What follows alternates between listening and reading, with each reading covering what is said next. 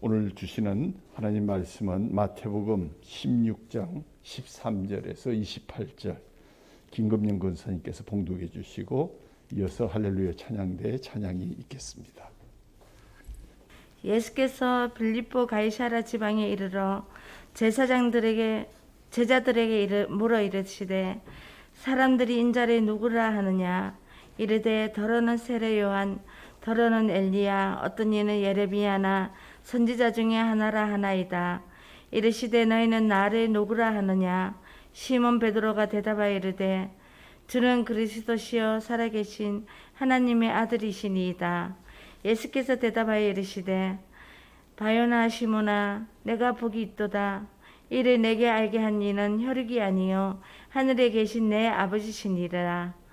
또 내가 내게 이르노니 너는 베드로라 내가 이 반석 위에 내 교회를 세우리니 음부의 권세가 이기지 못하리라.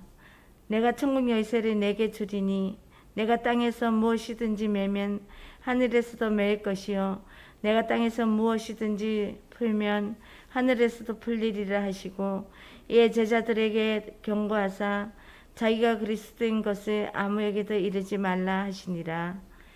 이때로부터 예수 그리스도께서 자기가 예루살렘에 올라가 장로들과 대제사장들과 서기관들에게 많은 고난을 받고 죽임을 당하고 제3일에 살아나야 할 것을 제자들에게 비로소 나타내시니 베드로가 예수를 붙들고 항변하여 이르되 주여 그리 마옵소서 이 일이 결코 죽게 미치지 아니하리이다. 예수께서 돌이키시며 베드로에게 이르시되 사탄아 내 뒤로 물러가라. 너는 나를 넘어지게 하는 자로다.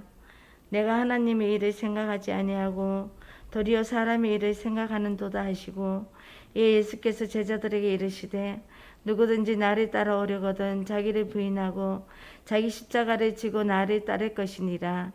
누구든지 제 목숨을 구원하고자 하면 잃을 것이요 누구든지 나를 위하여 제 목숨을 잃으면 찾으리라. 사람이 만일 온 천하를 얻고도 제 목숨을 잃으면 무엇이 유익하리요?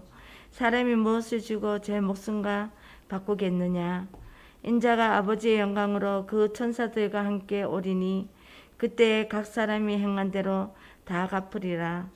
진실로 너희에게 이르노니 여기 서 있는 사람 중에 죽기 전에 인자가 그 왕권을 가지고 오는 것을 볼 자들도 있느니라. 아멘. Oh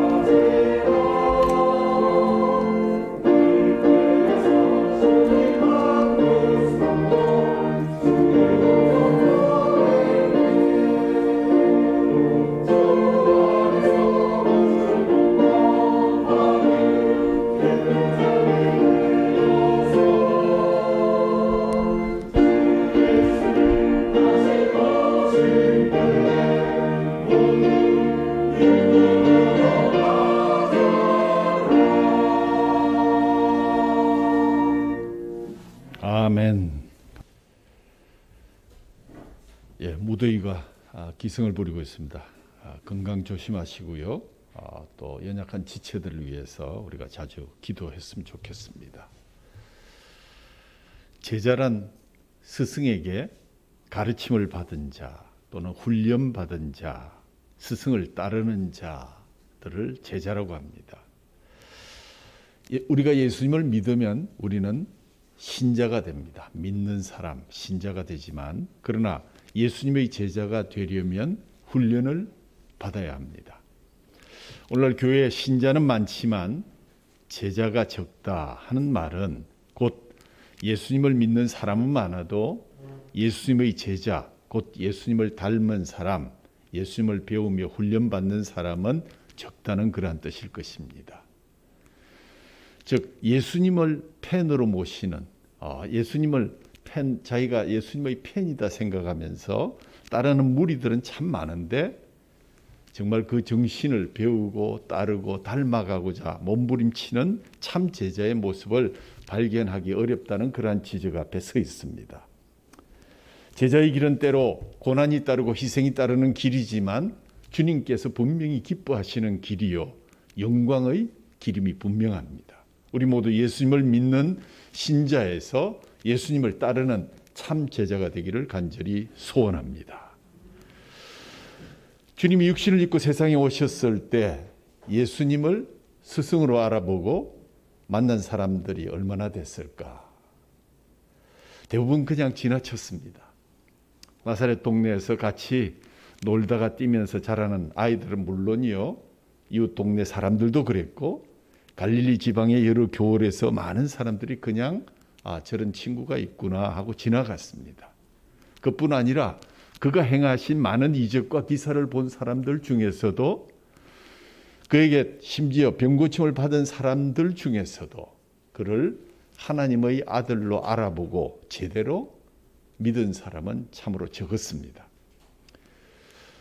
비유가 적당할지 모르지만 요즘에는 잘 보기 힘듭니다만 옛날 그 시골 장마당에 약장수들이 오죠.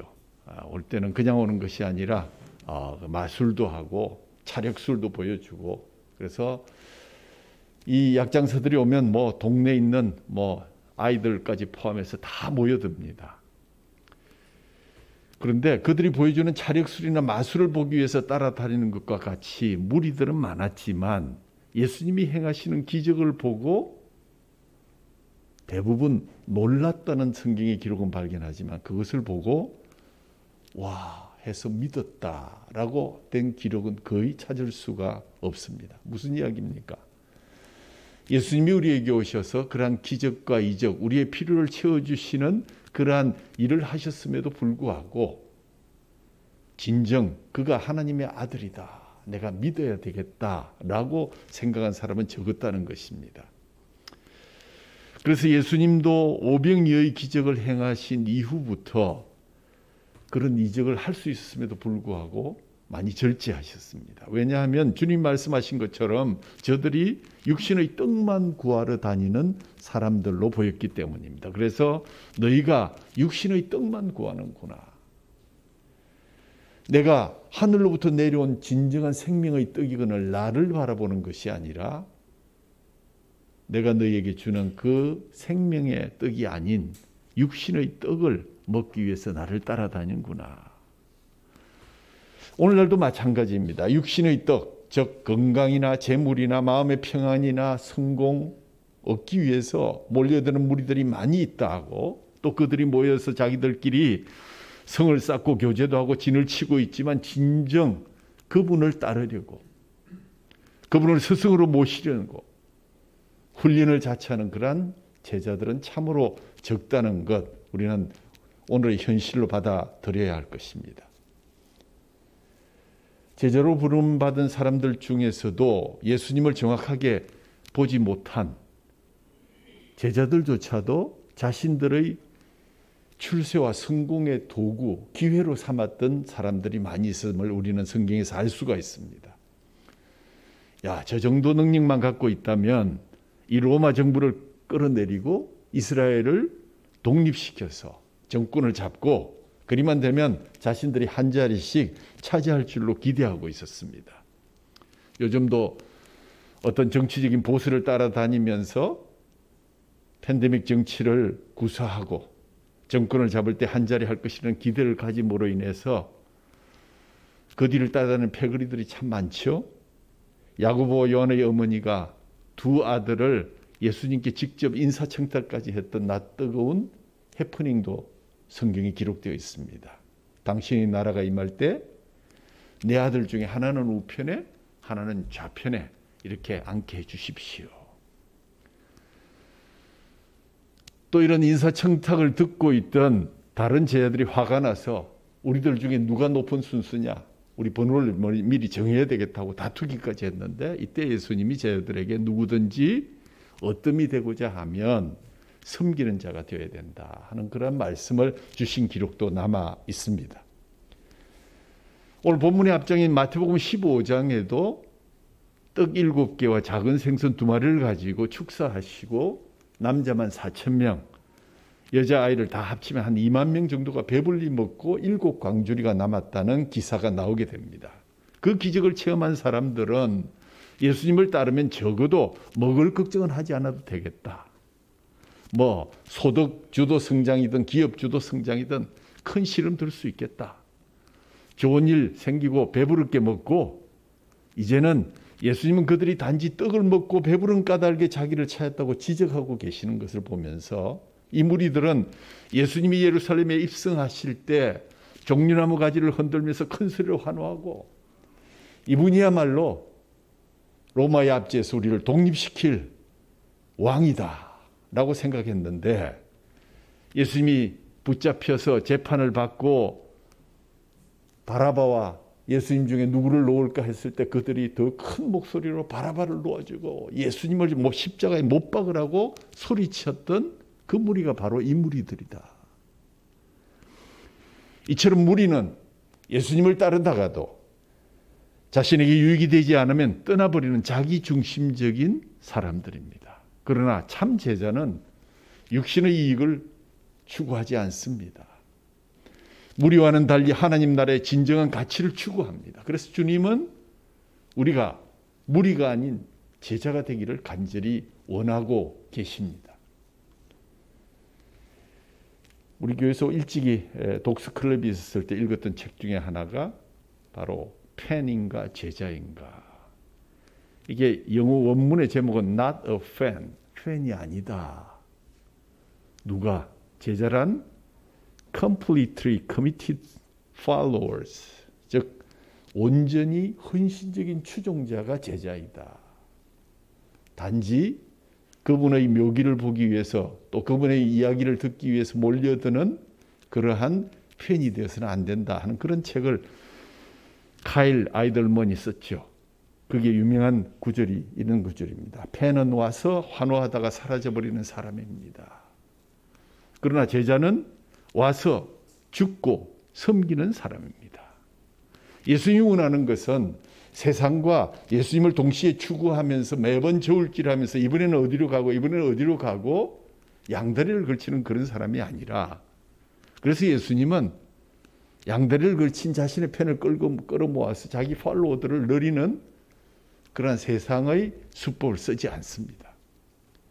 예수님의 관심은 우리의 신앙의 연수가 아니라, 우리가 얼마나 모이는 숫자에 있는 것이 아니라 우리 한 사람 한 사람의 믿음과 헌신이 하늘나라에 합당한가, 또 그 믿음의 분량이 예수님까지 이룰 수 있기를 원하시는 그러한 예수님이십니다. 우리는 예수님 앞에 모든 것을 내려놓고 오직 그분을 따라야 하는 제자의 길을 초청받았습니다. 예수님이 따라오라고 하실 때는 당장 따라가야 하는 것이요, 말씀에 순종하는 자가 참 제자인 것입니다. 예수를 믿는다고 시간이 지나면 자동적으로 제자가 되는 것이 아닙니다. 교회는 가끔 여러 가지 정황상 오랜 신앙생활을 하기 때문에 집사로, 권사로 추천해서 추대해 주는 경우가 가끔 있긴 합니다. 그러나 오늘 이 제자는 그러한 집사, 권사, 장로와는 전혀 다른 것입니다. 평신도 제자도 있고요, 제자 아닌 장로도 있습니다. 제자 아닌 목사도 있습니다. 제자가 되기 위한 훈련을 거치고 대가를 치러야 되고 부단히 그것을 지켜나가는 노력이 있어야 제자로서의 자격을 유지할 수 있습니다. 주의를 온전히 성수하는 것은 기본 중의 기본이요. 시간을 내어서 성경을 배우고 교리를 배우고 말씀의 묵상을 하며 함께 예배에 참여하고 함께 사랑을 나누는 것, 기도에 대한 훈련을 받고 스스로를 낮추는 연습도 부단히 해야 제자의 자리를 유지할 수 있습니다. 천지를 창조하시고 생명을 구원해 주신 하나님의 아들을 믿는 우리들이 너무 쉽게 제자 정서가 어디 없나, 천국 입국을 위한 어떤 티켓은 없나 하는 세상적인 계산만 한다는 것은 그 스승인 예수님을, 하나님을 모독하는 행위입니다. 우리 교회에서는 1:1 제자 양육 교육을 가능하면 이수해야 재직 임명을 합니다. 또 항존 직분자로 추천을 받으면 3개월의 교육을 반드시 이수해야만이 임명을 받을 수가 있습니다. 그러나 오늘 본문은 그것을 훨씬 뛰어넘어서 실질적으로 예수님의 참 제자가 되기 위해서 어떤 덕목이 필요한가? 저는 여기서 3가지를 뽑습니다. 첫 번째, 바른 신앙 고백이다. 복음서는 예수님의 공생애를 크게 둘로 나눕니다. 오늘의 본문이 그 분기점이 됩니다. 갈릴리에서 예루살렘으로 마지막 여행을 시작하셨고 베세다에서 소경의 눈을 뜨게 하신 후에 온갖 우상과 로마 권력의 상징과도 같은 가이사라 빌립보에 들어가셔서 공생애 기간 중 예수님이 하셨던 일을 한번 점검하면서 제자들에게 아주 중요한 질문 하나를 던지게 됩니다. 물론 공생애 기간 중에 예수님은 영적인 문제뿐만 아니라 육신적인 문제도 해결하셨습니다. 구약에 예언한 대로 에스겔서 34장 23절에 내가 한 목자를 그들의 위에 세워 먹이게 하리니 그는 내 종 다윗이라. 그가 그들을 먹이고 그들의 목자가 될지라. 예수님은 오병이어의 기적을 통해서 굶주리고 지친 백성들을 배불리 먹이시며 에스겔의 이 메시아에 대한 예언을 이루셨습니다. 그런가 하면 이사야서 35장 5절에 그때 소경이 눈을 밝을 것이요 기먹이의 귀가 열릴 것이며 그때 저는 자는 사슴같이 뛸 것이며 벙어리 셔는 노래하리니 이는 광야에서 물이 샘솟고 사막에서 시내가 흐를 것입니다. 예수님께서는 기먹으리와 또 소경을 고치시면서 이사야의 메시아에 대한 예언을 또한 이루셨습니다. 이와 같이 공생의 3년 동안에 그는 육적으로 영적으로 우리의 필요를 예언하신 대로 다 이루셨습니다. 그런데 그를 따르는 제자들은 지난 3년 동안 예수님과 함께 그 현장을 통해서 목격하고 배우고 훈련을 받아왔지만 예수님의 사역에 대한 이해가 여전히 부족했던 것을 예수님은 알고 계셨습니다. 오늘 본문 직전에 예수님이 삼가 바리새인과 사두개인들의 누룩을 주의하라는 말씀의 뜻도 제대로 이해하지 못해서 또 예수님에게 한 소리 들었습니다. 너희가 아직도 깨닫지 못하느냐. 그리고 예수님은 작정하시고 제자들에게 묻습니다. 사람들이 나를 누구라 하느냐. 제자들은 평소 듣던 대로 대답합니다. 회개하라 천국이 가까웠느니라 하시면서 전에 세례자 요한이 전한 것과 같은 메시지를 전해서 사람들이 세례 요한이라고 합니다. 또 죽은 자를 살리시는 것을 보고 엘리야 선지자라고 생각하는 사람들도 있습니다. 또 그 권세 있는 가르침을 듣고 능력 행하심을 보고 선지자들의 중에 한 사람이 다시 살아났다고 하는 사람들도 있습니다. 이렇게 제자들은 예수님에 대한 긍정적인 평가만을 보고합니다. 그러나 예수님의 궁극적인 관심은 그들이 뭐라고 하든 간에 제자들의 자신에 대한 이해였습니다. 그렇다면 3년 동안 가까이서 먹고 마시고 자고 사역에 동참하고 훈련받았던 너희들은 나를 누구라 생각하느냐. 이때 나서기를 좋아하는 베드로가 나서서 답합니다. 주는 그리스도시요 살아계신 하나님의 아들입니다. 이 한 문장의 신앙 고백은 예수님을 놀라게 했고요. 성경 역사상 한 문장으로 된 최고의 신앙 고백을 베드로가 예수님 앞에서 답한 것입니다. 주는 그리스도시요 살아계신 하나님의 아들이십니다.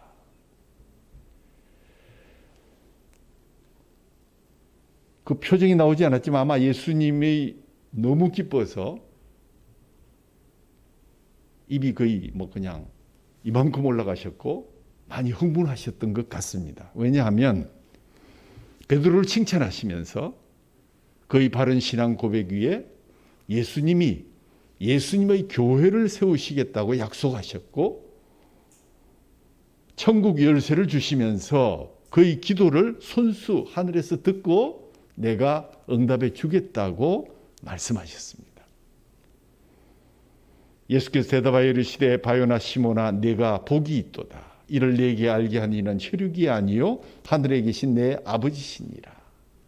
또 내가 네게 이르노니 너는 베드로라. 내가 이 반석 위에 내 교회를 세우리니 음부의 권세가 이기지 못하리라. 내가 천국 열쇠를 네게 주리니 내가 땅에서 무엇이든지 매면 하늘에서도 매일 것이요 내가 땅에서 무엇이든지 풀면 하늘에서도 풀리리라. 여기서 그리스도라는 말은 이스라엘에 참된 구원을 주시기 위해서 하나님이 보내신 기름 부음 받은 메시아를 의미합니다. 살아계신 하나님의 아들이심을 고백한 베드로에게 예수님은 당신에 대해서 그 안 것, 방금 고백한 것을 아무에게도 말하지 말라고 당부하십니다. 왜냐하면 아직 그 때가 되지 않았기 때문입니다. 베드로가 성령의 감동으로 이 위대한 고백을 하기는 했지만 그렇다고 예수님을 온전히 이해한 것은 아니었다는 사실이 곧 밝혀집니다. 구약 성경을 보면 메시아는 이미지가 둘로 나누어집니다. 하나는 왕으로서의 메시아, 즉 육신적인 메시아고 왕으로서의 메시아고 두 번째는 고난받는 종으로서의 메시아, 영적인 메시아에 가깝다고 이렇게 해석할 수 있습니다. 그 당시 유대인들은 하나님께서 다시 한번 다윗의 씨를 일으켜서 다윗의 왕조를 재건하고 다윗이 이스라엘에게 주었던 정치적인 자유와 경제적인 풍요와 사회적인 정의를 회복시킬 왕으로서의 육신적인 왕, 메시아를 애타게 기다려왔습니다. 많은 제자들이 그러했습니다. 그런 관점에서 볼 때 예수님은 그들이 기다리는 메시아가 아니었습니다. 그래서 그들은 바라바를 풀어주면서까지 예수를 십자가에서 죽이는데 앞장섰습니다. 예수님은 당신이 당하실 순환에 대해서 제자들에게 비로소 처음으로 말씀하십니다. 뭐라고 말씀하셨습니까? 나는 종교 지도자들, 즉 장로들과 대제사장들과 서기관들에게 많은 고난을 받고 죽음을 당했다가 3일 만에 다시 살아나야 할 것이다. 자기 백성을 위하여 고난을 당하시는 여호와의 종의 모습을 직접 선언하셨습니다.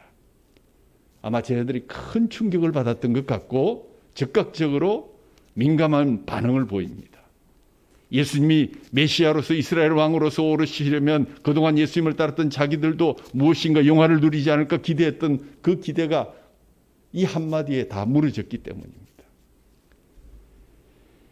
이 일이 있은 후에도 계속 성경을 읽어보시면 공관복음서에 제자들이 계속해서 자리 다툼을 하는 기사가 나오고 있습니다.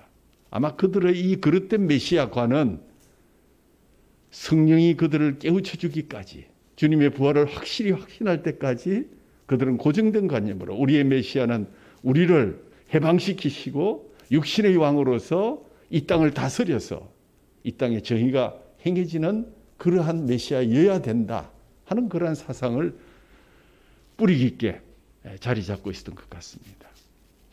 이런 상황에서 성질급한 베드로가 가만히 있지 않죠.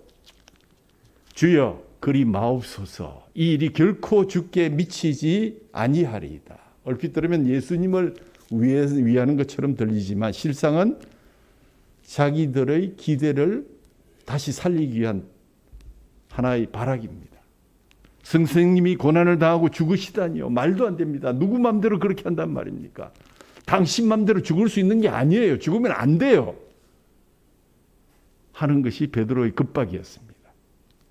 자기 뜻대로 이제 되지 않으니까 혈기를 부립니다.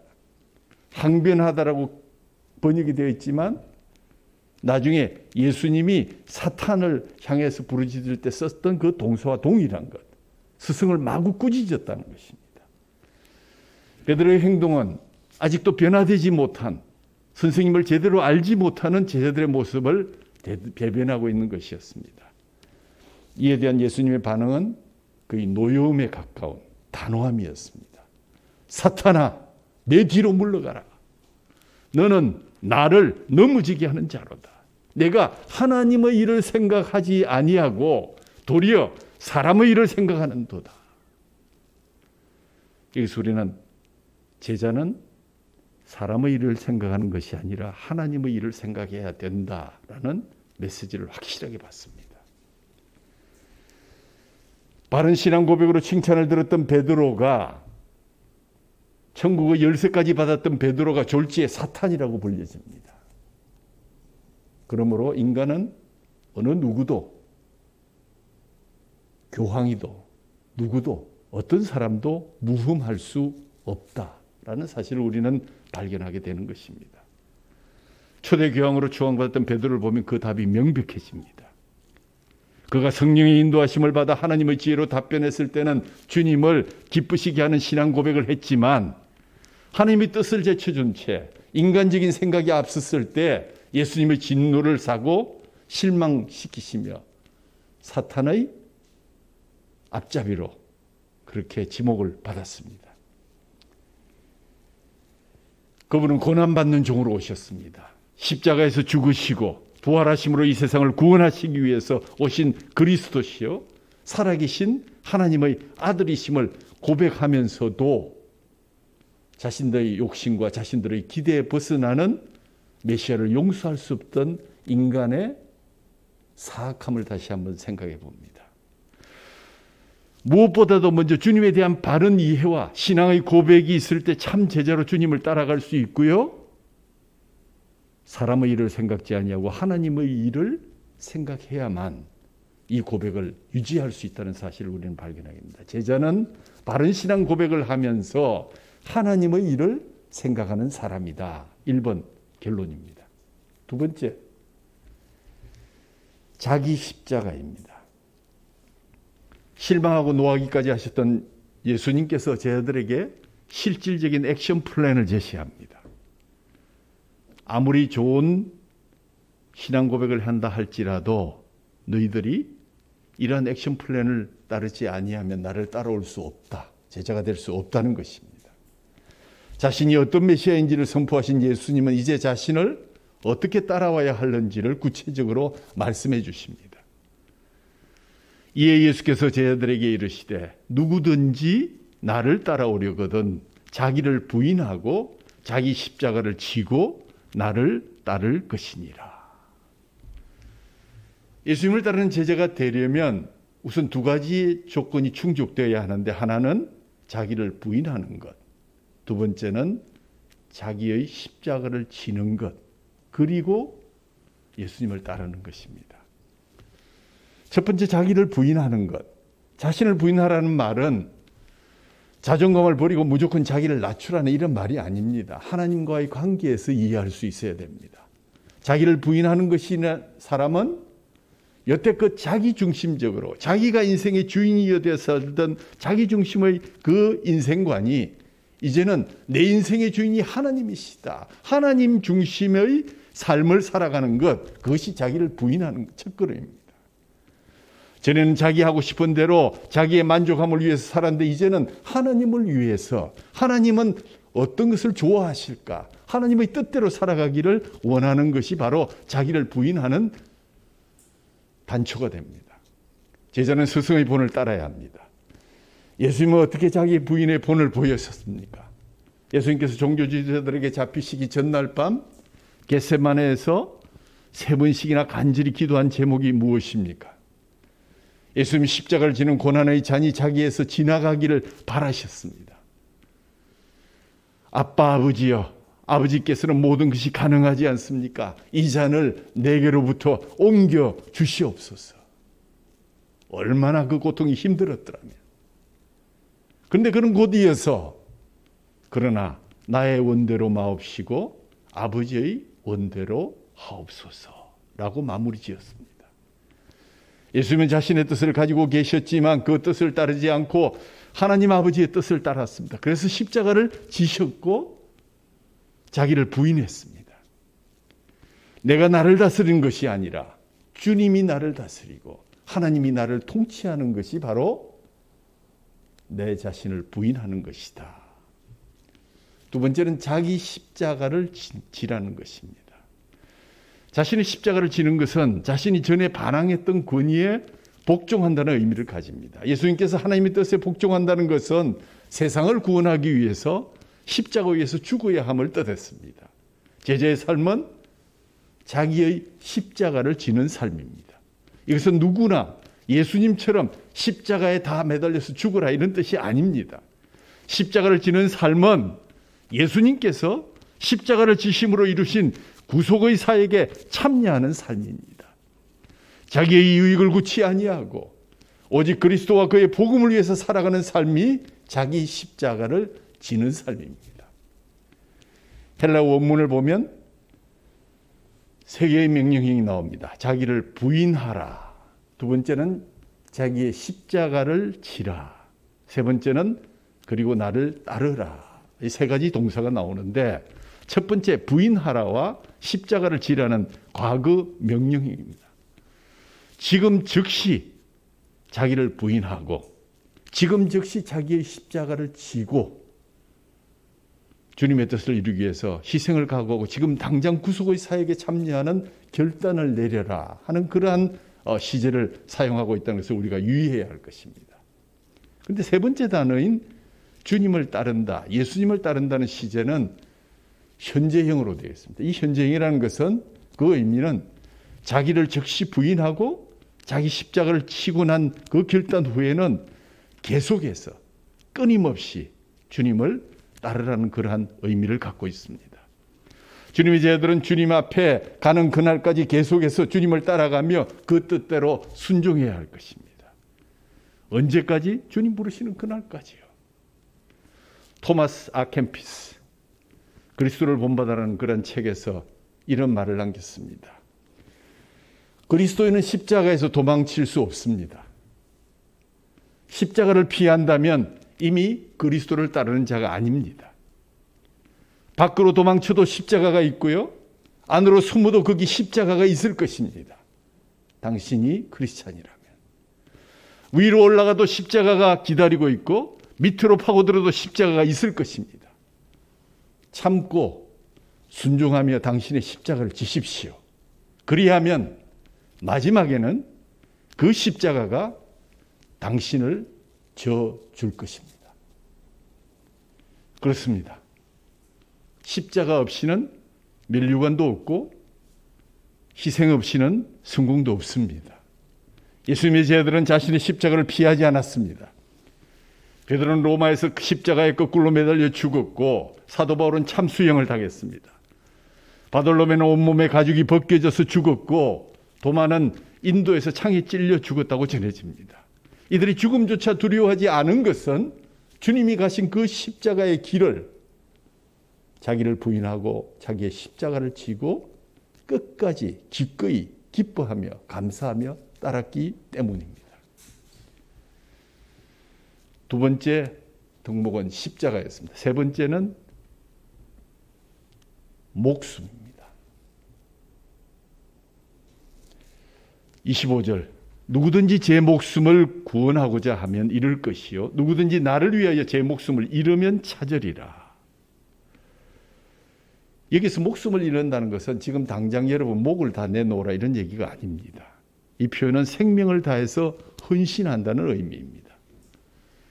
자기 유익을 구하고자 십자가의 길을 버리면 결국 영원한 생명마저도 잃게 될 것이요.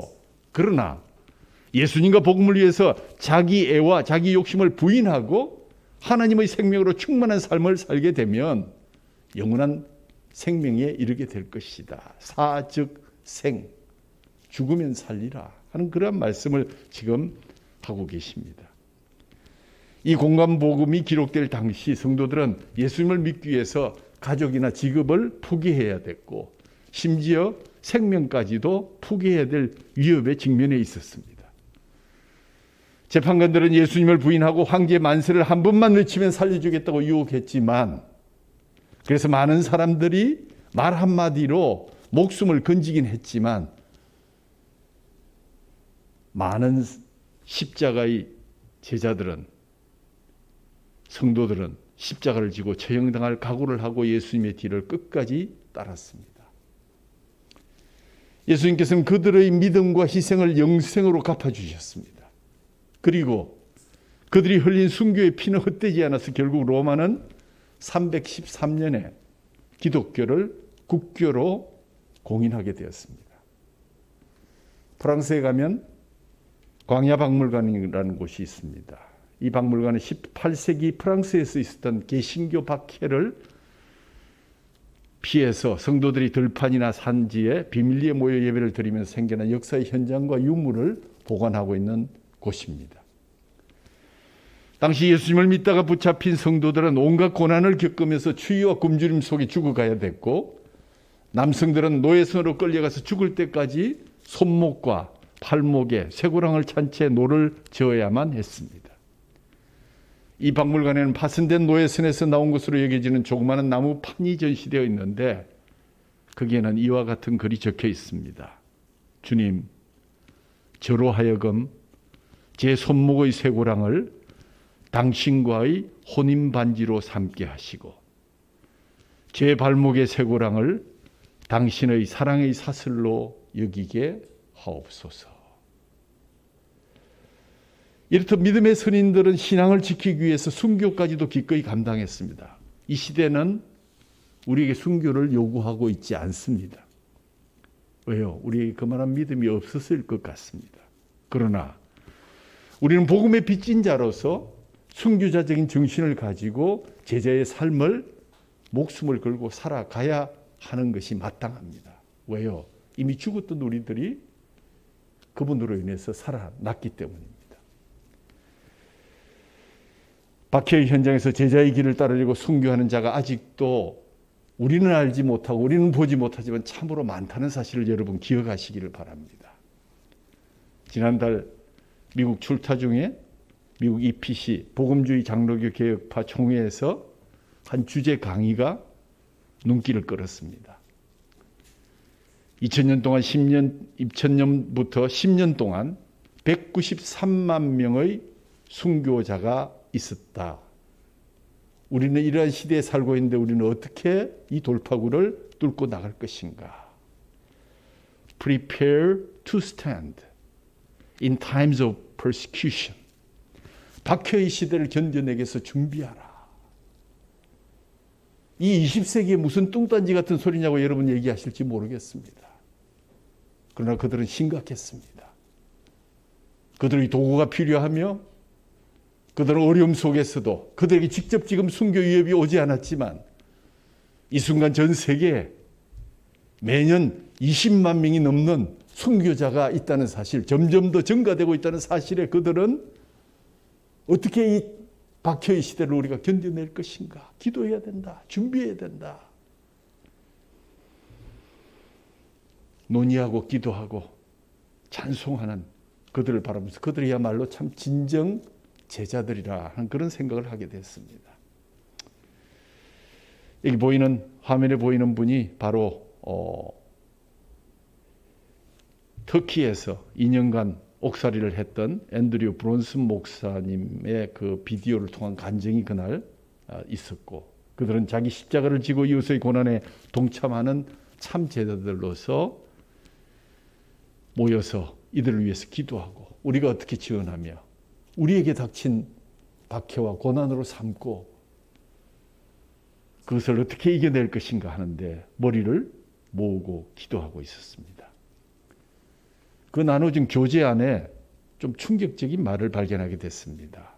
우리가 이 장로교 가장 지도자로 인정하는 존 칼빈이 한 말 중에 여러분이 박해를 면제받기를 원하는 사람들은 반드시 필연적으로 그리스도의 길을 포기해야 된다. 무슨 말입니까? 뭐 영어로 하기는 그렇지만 박해와 고난의 십자가를 피하려 한다면 아예 그리스도를 포기하십시오.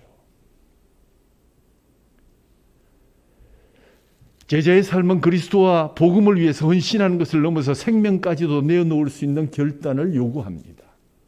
왜요?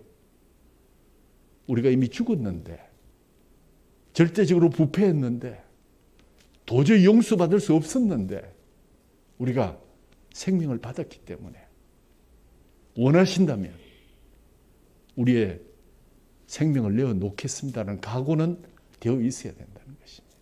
그것이 제자의 세 번째 요건입니다. 날마다 자기를 부인하고 십자가를 지고 예수님을 따라가며 목숨 바쳐 주의 일에 헌신하는 우리 모두가 되어서 그것이 참된 제자이다. 여기서 제자 안 하고 나는 차라리 돌아가고 싶은 분 계십니까? 너무 늦었습니다. 여러분 제자로 부름을 받았습니다. 훈련하셔야 됩니다. 찬송하셔야 되고 공부하셔야 됩니다. 예배 참석하셔야 됩니다. 주일 성수하셔야 됩니다. 사랑하는 여러분, 한번 되도록 생각해 보십시다. 여러분의 삶이 그렇게 고귀한 것이라면 그 삶을 위해서 하늘로부터 이 땅에 와서 십자가에서 애매하게 죽임을 당한 예수님의 목숨은 얼마나 귀한 것이었습니까? 우리의 삶은 한 100년 정도의 삶이 한 번 살다 가면 다시 오지 않습니다. 누구를 위한 삶을 사느냐의 인생의 가치가 결정됩니다. 주님과 복음을 위해서 제 목숨을 잃을 것인가? 천하를 얻고도 제 목숨을 잃는 것인가? 거기는 천지 차이가 있지만 분명 선택하셔야 됩니다. 나와 복음을 위하여 주님의 제자들은 주님께 우선순위를 둔 삶을 살아야 할 것입니다. 하나님의 뜻을 바로 깨달으며 하나님 뜻대로 살아야 되는 것. 믿음의 조상들, 우리 선조들, 또 우리 어릴 때 우리 정말 권사님들, 장로님들이 외치던 말씀 여러분 기억나십니까? 살아서 충성, 죽으면 천국. 오늘 인사를 나누지 않은 이유는 이 구호를 서로 인사로 나누시라고 인사를 뒤로 뺐습니다. 인사하십시오. 살아서 충성, 죽어서 천국.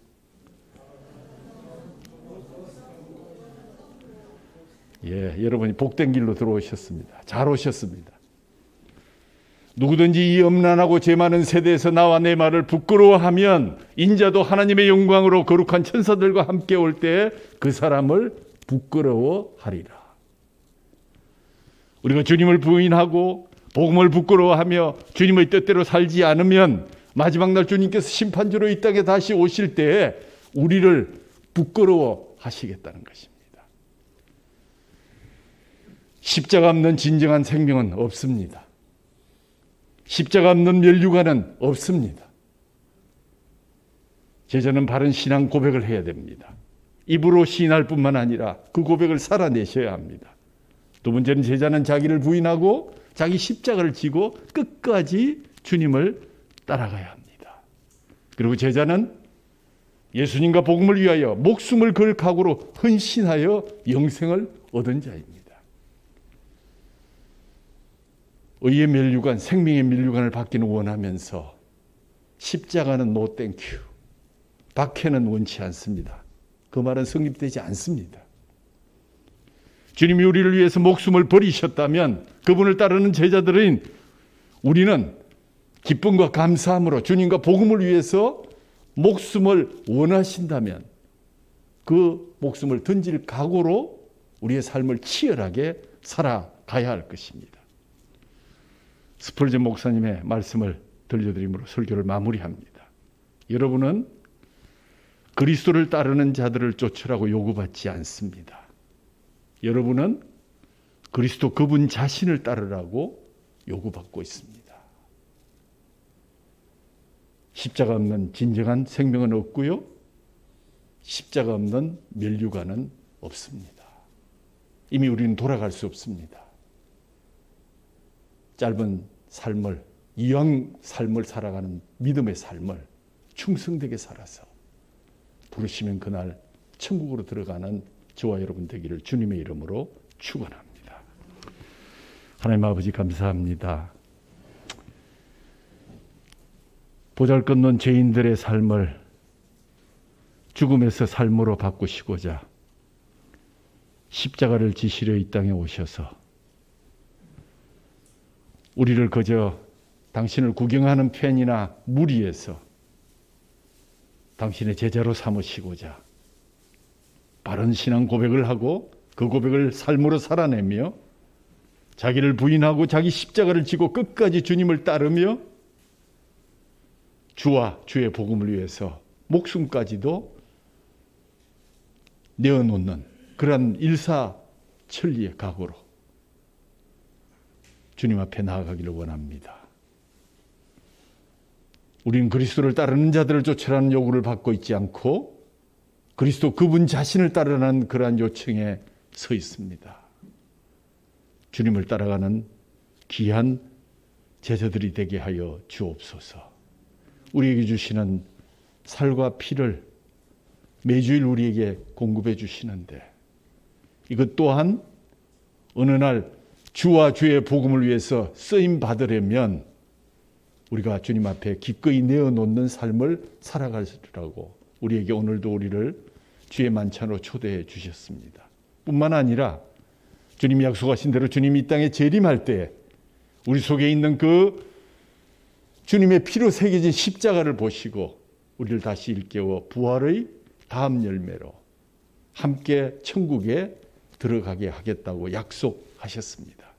오늘도 그 귀한 약속 믿고 저희들이 주님의 귀한 자리에 초대를 받았습니다. 먼저 자신을 돌아보게 하시고 주님 정말 회개하는 가운데 주님 우리에게 주신 이 귀한 주님의 몸과 피가 우리의 연약한 부분을 회생시키고 회복시키고 또 주님의 제자로서 끝까지 그 길을 달려갈 수 있는 그러한 귀한 살과 피가 되게 하여 주옵소서.